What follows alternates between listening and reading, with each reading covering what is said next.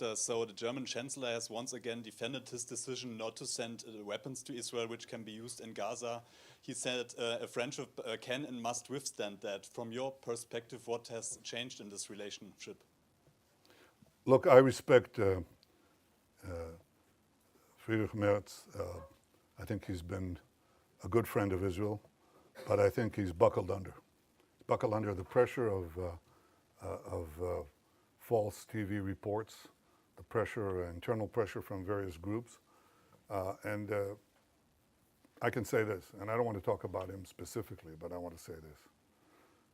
Look, maybe some choose to forget October 7th. We will not forget what happened. And we will do whatever it takes to defend our country and defend our people, defend our future. We will win the war, with or without the support of others. But I think that there's an issue here. And the issue is many leaders tell me, look, we know you're right, but we can't stand in the face of the public opinion in our country, especially European leaders. They tell me that over and over again. And I say, that is your problem. It is not our problem. It is not our problem. In Munich, everybody celebrated Munich. Everybody celebrated the capitulation in Munich, the Munich Peace Conference, peace in our time. Okay? And everybody lambasted Churchill who opposed it. So what? The difference now is maybe they thought then that there was a real chance for peace by succumbing to the Nazis. But I don't believe anybody seriously thinks that now. And we're facing neo-Nazis.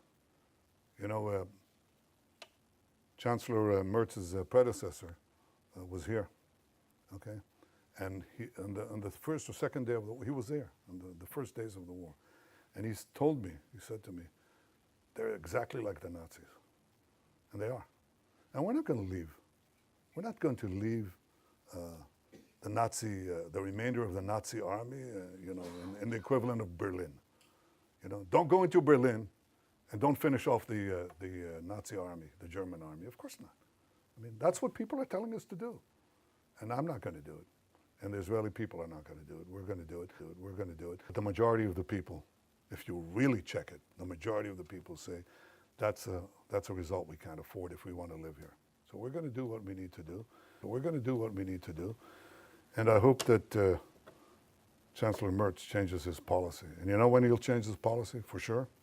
When we win. When we win.